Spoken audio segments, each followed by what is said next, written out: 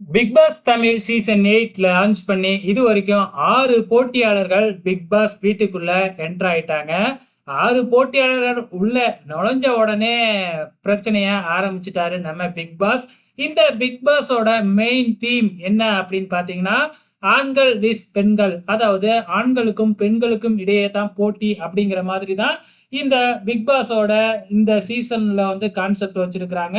இந்த இதுல வந்து பாத்தீங்கன்னா, நடுப்புற ஒரு கோடு போட்டிருக்காங்க இல்லையா? பிக் பாஸ் வீட்ல. பெண்கள் ஒரு சைடு, ஆண்கள் ஒரு சைடு இருக்கிற மாதிரி தான் கான்செப்ட் ஆட்டுக்கு. இப்ப 6 போட்டியாளர்கள்ல 3 பெண்கள், 3 ஆண்கள் இல்லையா?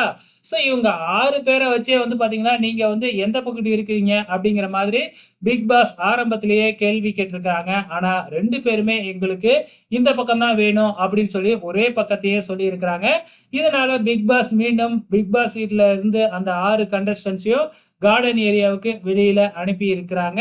ஸோ இதுக்கப்புறம் மீதி இருக்கிற கண்டஸ்டன்ட்ஸ் உள்ளார வரப்போறாங்க. அதுக்கப்புறம் என்ன முடிவு பண்ண போறாங்க அப்படிங்கிறத வெயிட் பண்ணி பார்க்கலாம்.